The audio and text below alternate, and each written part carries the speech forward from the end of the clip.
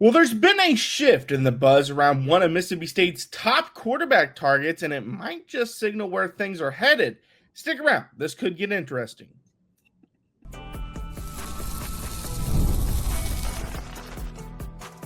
You are Locked On Mississippi State, your daily podcast on the Mississippi State Bulldogs, part of the Locked On Podcast Network, your team every day. Thanks for making Locked On Mississippi State your first listen every single day, part of the Locked On Podcast Network, your team every day.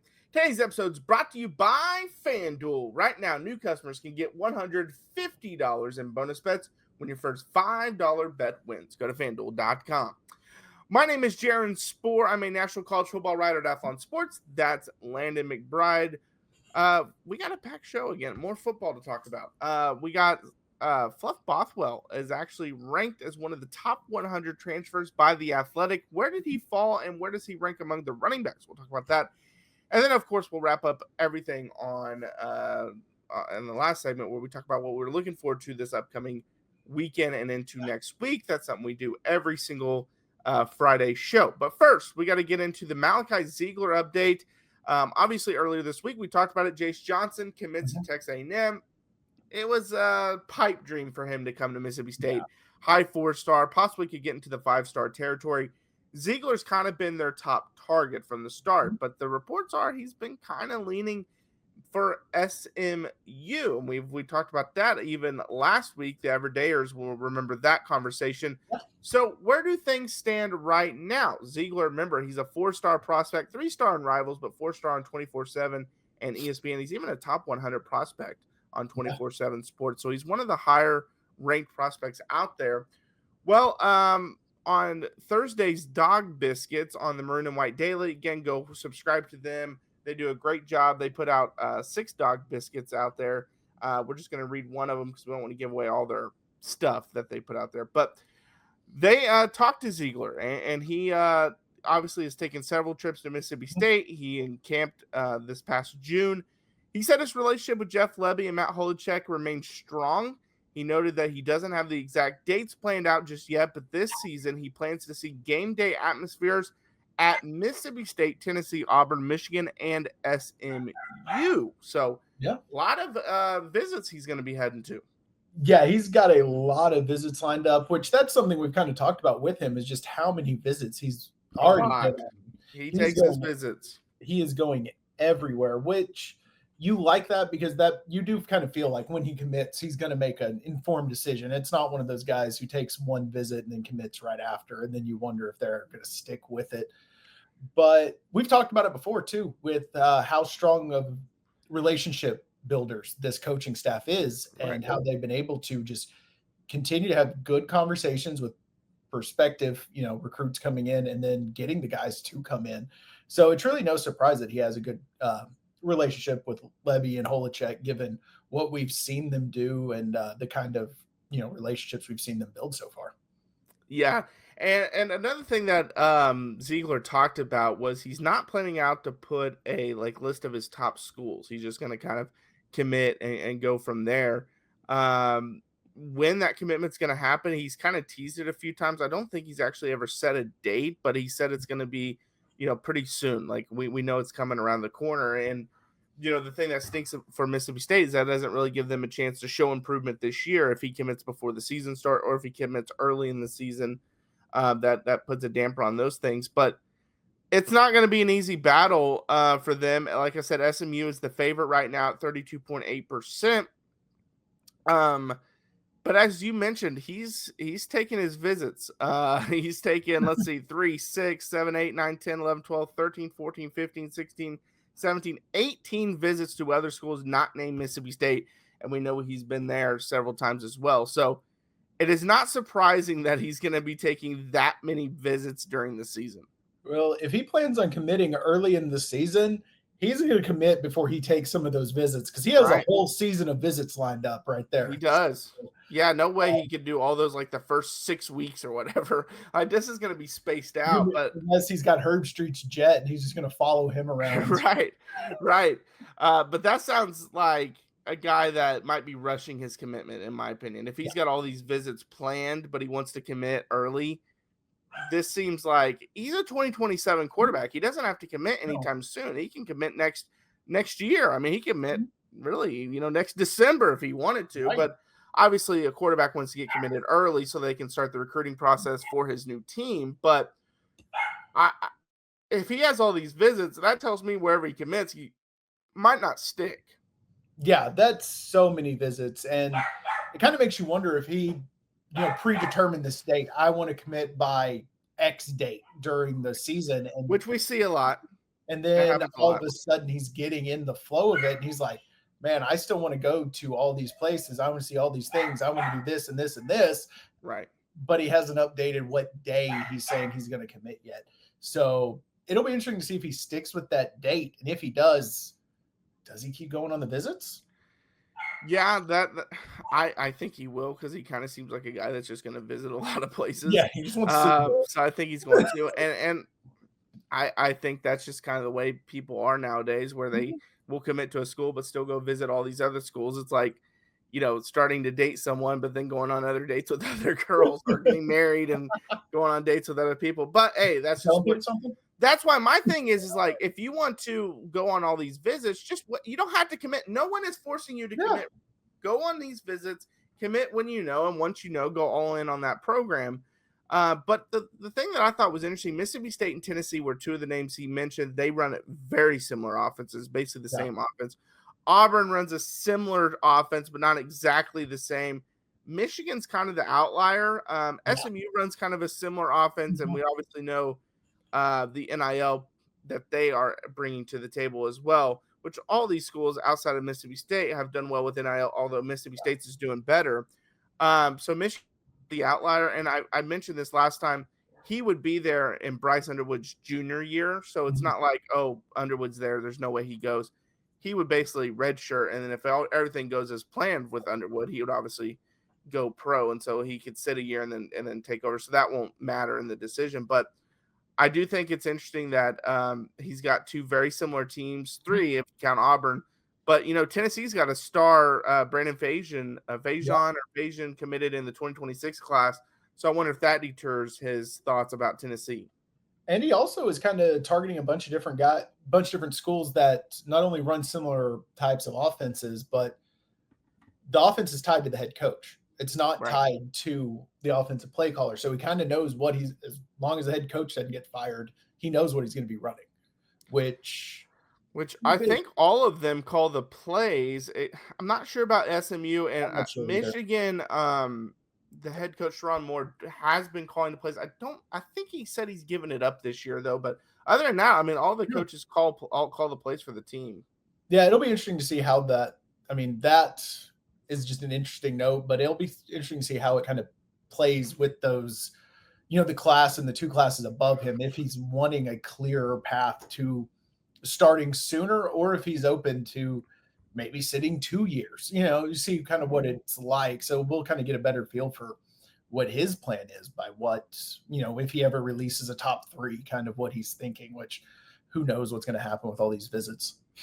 Yeah, and according to this, Lashley does call the plays, and but Jaron Spor will not be calling the plays this upcoming season. So he has been the play caller for them, but he will not be calling the plays this upcoming season.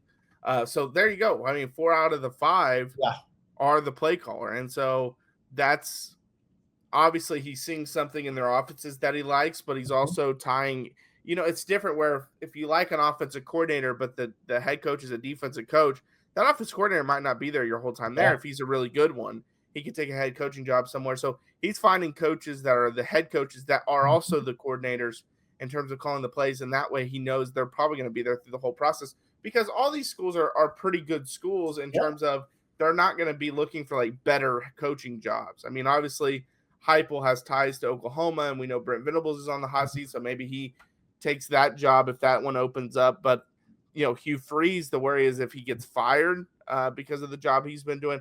Lashley is set. Even I think Moore is set for at least this upcoming season, because he was the interim head coach when they won the national championship. Obviously, it was Harbaugh's team, and Harbaugh coached a lot of the games, but he was still interim. But I think that gives him a little bit of a longer leash. But if things go bad this year, then Moore might even be out or be on the hot seat heading into that 2027 year, which would be the year that Ziegler would be committing and figuring out where he's playing. Yeah, I was going to say a lot of these coaches are also pretty safe. Like you're not really worried about the majority of them just losing their job, at least not in the near future. You think that they're at least going to be there your first year. And if you believe in yourself, like most highly ranked quarterbacks do, you think, well, I'll save them, So, I think we got a long way to go on this recruitment, even if he commits in a month. Yeah, for sure. All right, so Fluff Bothwell was ranked in the top 100 transfers by The Athletic. Where did he rank, and where does he rank among the running backs? We'll talk about that coming up next. Well, summer sports are in full swing, and whether you're all about baseball under the lights, golf on the green, or high-stakes soccer action, FanDuel is the best way to make every game even more exciting. You're already following the action. Why not make it a little more thrilling with FanDuel? You can get in on the game while your friends are getting sunburned at the beach. I've said this many times. My friends love using FanDuel to track their favorite matchups, and the apps keep it fresh with new daily promotions and fun ways to bet. I love the same game parlays, and I also love to bet live during the game. A guy's cold in the first quarter. I've talked about this in basketball, in the NBA playoffs especially. Guy was cold in the first quarter. You bet the under. If he's having a hot streak, you bet the over. I love that feature with FanDuel. Now, if you're new to FanDuel, listen up. New customers can bet just $5 and get $150 in bonus bets if your first bet wins. Open the FanDuel app today or visit FanDuel.com to get started. Well, thanks for making Locked On Mississippi State your first listen every single day, part of Locked On Podcast Network, your team every day. All right, so The Athletic ranked the top 100 transfers, and I believe it's based off of impact. They're going to have hottest transfers. Yeah, yeah. And I don't have access to The Athletic, but Landon does. But he came in at number 51, correct? Right. Of all the transfers, which is really a good spot. Mm-hmm. And he was the number 5th ranked running back. Yeah, as far as I could tell, I had to count. They didn't break it down by position. So, math is not my strong point, but I believe he was the 5th one. Yeah. Yeah, he did. But most of the guys up higher than him, the majority of them are your quarterbacks, the guys you are kind of thinking John Mateer, Carson Beck, and then you have David Bailey, some of those impact pass rushers. Those are the guys who are really leading the list. So it was not a huge surprise. I mean, right. I'm not surprised to see him. I'm a huge Fluff Bothwell fan, but him being 51 was a little that's shocking, really but that's very high, especially for a guy transferring from, South Alabama to the SEC. Right. I thought that was very good. I will say the one downfall to him being 51, they stopped their big write-ups at 50. So all he got was a little nugget about his stats. So they don't really get to explain. They did not really explain why he came in at 51. But I think that's probably about where he's going to be. It'll be interesting to see really what the shakeup is, on the carries with how talented that running back room is, like we've talked. Yeah, he's probably about that level of an impact of a transfer, but how many carries a game is he going to get? Yeah, and he obviously had 832 yards, 13 touchdowns, 7.5 yards per carry as a freshman last year. He's 5'10", 219 is what he's listed right here. He was also, ironically, was available for media, and they were asked him why he decided to transfer to Mississippi State. He said he was told his running back coach was leaving from South Alabama, and he wouldn't tell us yet, but I got here, and then I went on other visits, but Coach Levy and Coach Tucker and Coach D made me feel at home when I came, me and my family, and it was just a great time when I was here on my visit. And that's kind of been the routine thing we have heard about this coaching staff, and we mentioned it in the last segment as well, just how they make it almost like a family atmosphere, make people feel at home. He was also asked about the running back room. He said, when you came in, what did you hope to be able to contribute to the position? He said, being me and knowing what I can contribute is, if short yardage or anything else, I could come in and help the team out. And, Coach Tucker and them, they need a breather. Obviously, last year I saw how they played and stuff, and I just like to be a part of a good running back room with two great leaders already here and being able to learn from them. And he was talking about Devon and Johnny. Yeah. So that is obviously something that he's going to bring with the short yardage stuff. And that's what we talked about even on yesterday's show. The everydayers will know that one as well. about how him and Booth are a little opposite of each other, which complement each other. Yeah, and he knows his role, exactly what it shows up doing. He knows who he is as a running back, which is also really important when you recruit players. You want players who know who they are and aren't going to try to be something they aren't. But you mentioned with his like 7 yards a carry. I mean, the guy's got some juice. Yeah, he's a short yardage back with power, but he's not, a rumbling 245-pound back. He gets in the field, he can really get going. And he talked about being nominated for the Doak Walker Award too. Yeah. And he was like, it's crazy. I've never been nominated for a college football award. He said his mom and his brother were hyped and called him. And, he's really, he's excited to do that. And he wants to go out and show what he can do. And I mean, if this offensive line comes together, him and Devon Booth they're going to be running wild on some people if they get that line comes together. Yeah. And honestly, my favorite quote from the whole thing was when he was asked about his style of play. He was talking about how he's physical and his favorite player is Marshawn Lynch, which is a good guy to listen up to. He said, I know it's a famous quote. He said, I'm not going to say it, but I like that quote. And, you run through somebody's face, you ain't got to worry about it. Yeah, that's what you want from a running back right there. That is. And I love those kinds of running backs. So that's exciting to hear. I love that quote. He's calling back. If he runs like Marshawn, that is you're going to be happy about that one.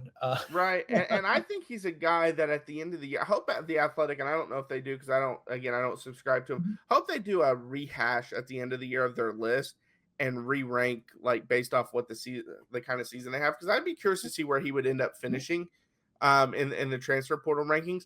Obviously, he's not going to be as high as the star quarterbacks or the star defensive ends, the pass rushers, even the offensive tackles are going to be a little higher just because their position means a little more. But as far as the running backs goes, I think he has a chance to be one of the best. Yeah. Jaden Knott going from Cal, where he was an All-American, to Oklahoma is another one that's going to be up there. I think he was number 9 or something. And that makes a lot of sense. But at Bothwell, I think he's got a chance to be. He's already ranked top 5 in there. I think he has a chance to be a top 2, top 3 in the transfer portal among running backs, because I think he can be that special and again just brings a different element to the team. Yeah, I agree with that 100%. I think he's going to have a very good career here. And, I'm sure everyone's wondering, he even answers how he got the nickname Fluff. He said when he was born, he was 11 pounds. And my mom said I was her fluffy baby. Didn't think that was a good nickname, so we changed it to Fluff. Yeah, I like that. It's a great story, and it works because, power running back named Fluff. It's a great combo. Yeah, for sure. All right. Well, coming up next, we're going to reveal what we're looking forward to the most in Starkville. Don't go anywhere.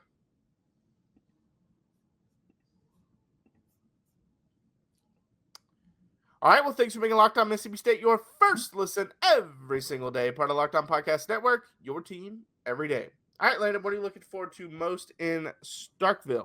I wanted to be creative here, but I'm just going to kind of stick with chalk in the next week of practice. I think as we get a little bit deeper into practice, some of these, kind of position battles that we've been talking about will start becoming clear, especially after the scrimmage that is scheduled for this weekend. Hopefully, we start getting a few more answers about the offensive line rotation, some of the running back carries, how that's going to be split a little bit. The cornerback position, I think, is a huge one that we haven't talked about much because there are so many questions that it's just kind of pure speculation at this point. So hopefully we start to get some answers on some of these position battles. Yeah, I'm going to cheat a little bit because it's not necessarily happening this weekend or this upcoming week, but I'm really looking forward to it. And I had to bring up and give some love to basketball because 2 things have happened. One, Aliou Diom, I believe is how you pronounce his name, is a 4-star prospect. He is setting up an official visit with Mississippi State September 14th, and he wants to have his decision made in October. So that's exciting. But the thing that I was really excited about, this was tweeted at us, I believe it was yesterday. Mississippi State and Houston are setting up a exhibition game on October 26th. It will be at the Fort Bend Epicenter. Obviously, it's not going to count towards the season, but and the Fort Bend Epicenter, for those that don't know, it's in Rosenberg, Texas. but it's apparently open to the public, which a lot of times scrimmage type things are not. Some exhibition games are, but usually your exhibition games are against like the local junior college or the local, you just have an exhibition against a lower level team. And so it's exciting to get to play the team that just played for the national championship last year and kind of see what you're made of early on. Yeah, that is very cool that they're doing that. And yeah, that's a good one to call out. I found out about it when our friends over on Locked On Houston or Locked On Cougars, where it was tagged us on Twitter in the matchup. That's when I found out that this had become official. So yeah, I mean, that's a really cool opportunity to see where this basketball team is early on. Gives you an idea of what you need to work on going into the season. That's going to be a grueling stretch again in the SEC. Yeah, and it looks like that's going to be a double header too. Arizona State and Texas A&M are going to be in that as well, and so I think that's really cool that they're doing that. But that all 4 schools agreed to do that because again, you don't usually see that. But yeah, I had to get some basketball some love. We haven't been able to talk basketball much because it just hasn't fit in with all the baseball news early on in the summer. And then obviously football is taking over now. But there's been a lot of exciting things recruiting wise going on. There's obviously, like I just mentioned, the exhibition game going on with Houston. So a lot of exciting things are happening with Mississippi State basketball wise. And so I had to give basketball some love. Yeah, there's a lot of exciting things going on with that. It makes, gives that little bit of nudge. I mean, we're getting closer to that season. Basketball season always sneaks up on me when it starts. It always starts so much faster than I think it does because I am, no pun intended, locked on to football and MLB playoffs at that point. And then all of a sudden I'm like, oh, wait, these games count? Right. Like, right. Yeah. So it'll at least be a good little look. And I know they're not going to show everything and probably not going to play like a real game where guys are going to be playing the whole time, but you at least get a little idea of where your team compares against a team, again, that a lot of people are very high on in Houston. As long as Kelvin Sampson's there, they're going to be a really good program.